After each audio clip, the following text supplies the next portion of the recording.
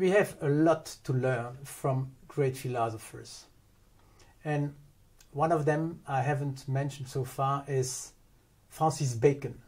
Francis Bacon, 1500 something, he really wanted to use philosophy as a tool. He founded applied philosophy and he proposed a method, etc.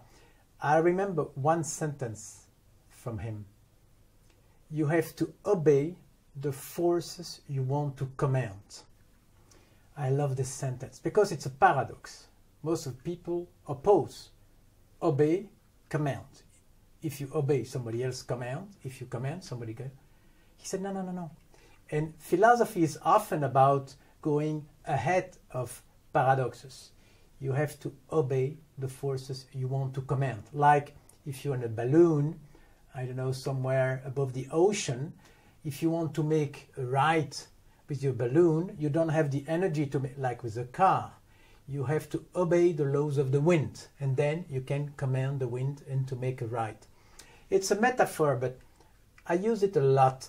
And what I'm going to do with you during the 6 lectures is to learn from great philosophers, and probably this sentence we already did.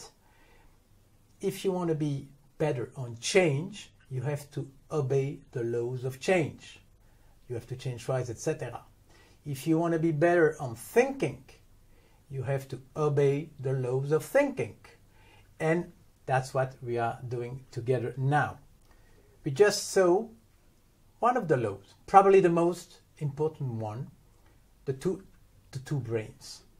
We have 2 brains with different capacity. One is imagination and produces a lot, but doesn't know what is good, knows well what is new.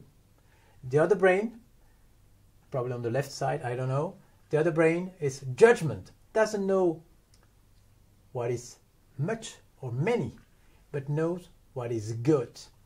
And to summarize this laws, maybe we can say the best way to have a good idea is to have many ideas. It shows immediately the 2 pieces, the 2 parts of the process. We have 2 brains, we need 2 brains, but not at the same time. I show a cartoon. Bon, you want to laugh when you see this, but in the end, I've seen this a lot. During meetings, some people are on the imagination mode and others on judgment.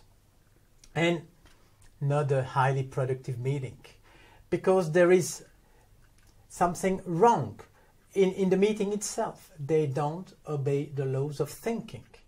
And you see that with yes, but syndrome. Very often, somebody comes with an idea and somebody else, yes, but, yes, but. The yes, but syndrome is, well, I've seen it a lot. And it shouldn't be like that. Why? Because we just saw a new idea is never good. So if somebody comes with a new idea and you say, yes, but, of course it's not good. It even doesn't pretend to be good, but just give this idea another chance, another chance. You respect the rules of the thinking, and then you have a more productive meeting. And sometimes I'm asked whether people are better on one or the other brain. And of course, I'm a right brain. I know it. That's why I never worked alone.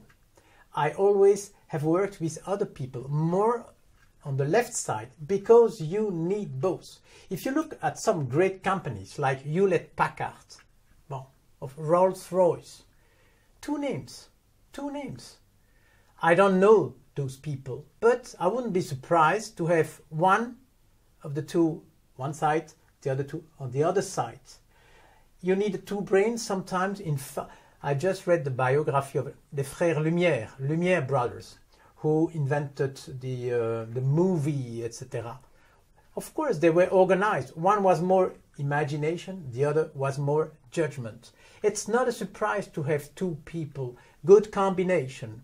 And sometimes people are making mistakes. Even Platon the great Plato, made a mistake. He had a lot of ideas. He was proposed by his friend in Sicily to come and to check, to use, to apply his method. It was a disaster. Plato was jailed. Can you imagine that? He was jailed because he's not a man of reality. He's a man of perception. And you need to know who you are. Some people are wiser, like Einstein, for example. In 48 probably, he was proposed to become as president of Israel, the new state of Israel. He said, no, you're wrong. I'm not somebody who has to decide.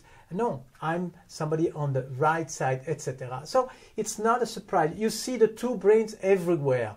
You have to respect. You need both, but not at the same time. Another good story is Pathfinder. 20 years ago, the NASA launched a spacecraft to planet Mars. And they invented a completely new way to land on the planet. The spacecraft was not equipped with rockets or parachute. It was surrounded by airbags. And when the spacecraft arrived on the planet, it bounced like this. It was a complete success. On one of the pictures, you can see a little piece of the balloon, of one balloon, hanging like this. It was a complete success. But I ask you to imagine the meeting at the NASA, where, for the very first time in this business, somebody said, I have an idea. We should let spacecraft bounce on planets when they arrive. Imagine the meeting. Imagine the yes but. Everybody has tens, dozens of yes but.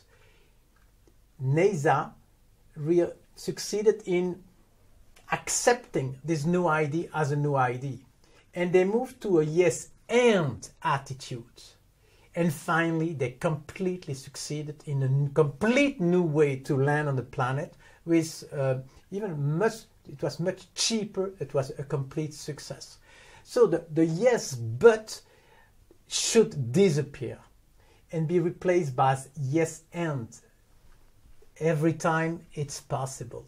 Of course, you need both, and you should never finish with a yes and. At the end, you reach the good idea. So there are many, many things to be said about creativity. And I selected probably the main rule. The best way to have a good idea is to have many ideas. If you respect this, probably the chance of success is much higher.